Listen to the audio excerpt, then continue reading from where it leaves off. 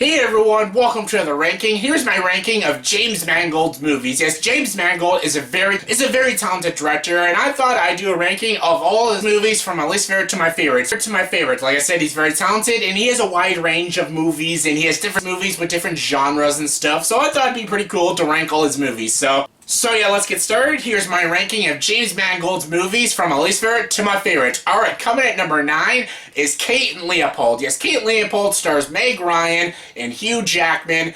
And the story of this movie is very silly. It's about a guy, in the 17th century and stuff, and basically he goes forward in time to the 20th century, and basically it's a fish out of water story, but a guy from an old age time, in our time and stuff, with cars and stuff, and he doesn't know what to do, and then he meets a girl played by Meg Ryan, falls in love, and all that stuff. This movie also co-stars Breckin Meyer and Leah Schreiber and stuff, and this movie isn't that bad. I don't hate this movie, but I don't particularly like it, because this movie doesn't really make a sense. The story makes no sense, and all the plot holes in this movie are incredibly noticeable, and it's a bit frustrating to watch, especially if you do nitpick movies like me sometimes. And yeah, the only thing that makes this movie really watchable is Hugh Jackman. Hugh Jackman is so friggin' charming in this movie, and he gives such a good performance that he is the only reason that I could ever watch this movie. I have seen this movie 3 times, and the only reason I can actually put up with it is because Hugh Jackman is so damn good in it. He gives a great performance, and he's so damn charming. But the movie itself, I get why girls can like it. This is not a bad movie. If a guy watches this movie with his girlfriend, you won't completely hate it, mostly because Hugh Jackman's pretty awesome. But yeah, this is my least favorite James Mangold movie. Come number 8 is Girl Interrupted. Yes, Winona Ryder, Whoopi Goldberg, Brittany Murphy, Angelina Jolie, all in this movie. And this movie is I know a lot of people really like this movie. Angelina Jolie won her Oscar. She's good in this movie. Probably one of her best performances in her career. But I don't know if she deserved the Oscar win, but she was good. The story does talk a lot about the mental illness and stuff and being in a mental hospital. It tries to be like a girl version of One Floor of the Cuckoo's Nest, and it kind of fails because One Floor of the Cuckoo's Nest did it already and did it better and did an amazing job. This movie relies heavy on melodrama and mental sickness to rely on dark comedy. Some of it is just awkward and weird, and I don't know if I should be offended by it or anyone should be offended by it.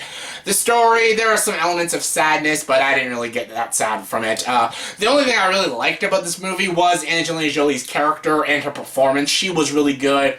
Winona Ryder was fine too, and I understand what they were trying to do with this movie, but I'm not a big Girl Interrupted fan. There's a big fan base. If you like it, that's cool. It's not a movie for me. Coming number 7 is Copland. Yes, Copland. Sylvester Stallone, Robert De Niro, Ray Liotta, Harvey Keitel, Michael Rappaport, a lot of good actors in this movie. Again, a very kind of cheesy 90s action movie about cops and stuff, but it kind of works. I love Stallone in this movie, and I love De Niro in this movie. Got a good pace to it. There's some pretty decent action scenes. There's a lot of great elements to the story. Is it kind of predictable? Yeah. Is this story been done to death? Of course, but it's still an entertaining movie. If you like cop movies, then I think Copland is a movie for you, and I enjoy it. Coming number 6 is Identity. Identity, yes, John Cusack, Ray Liotta, Amanda Peet.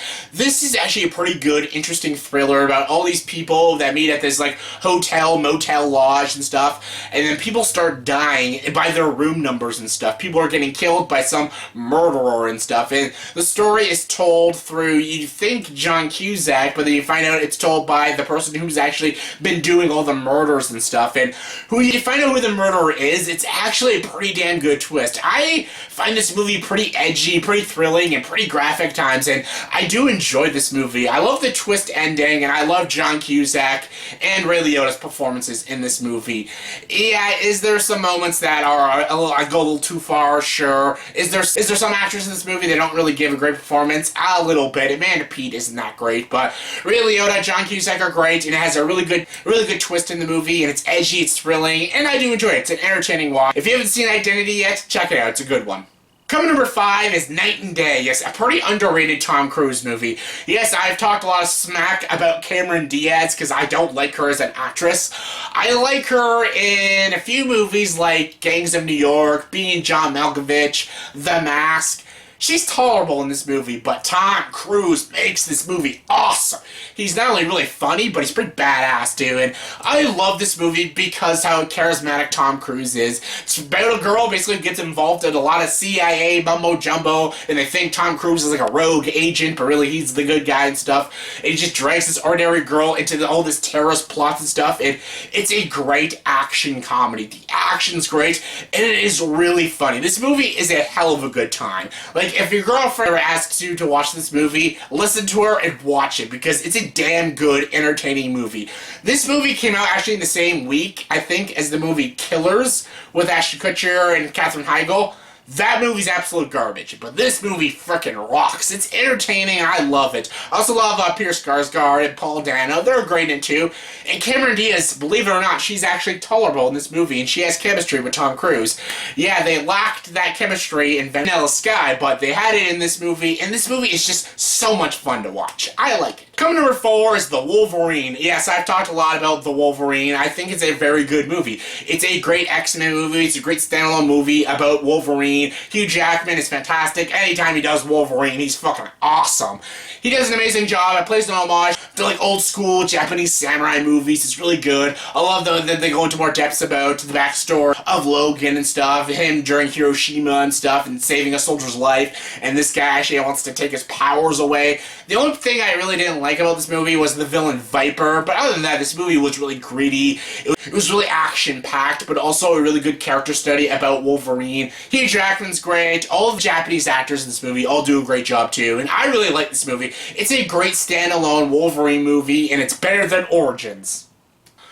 Coming number 3 is the movie Heavy. Yes, this movie is so freaking good. Liv Tyler, fantastic in this movie. This is a great, darkly comedic at times, but very good, compelling, dramatic movie with a lot of great romance in this movie. Not a lot of named actors in this movie, but they all do a splendid job. I don't want to spoil this movie because this is like an indie film.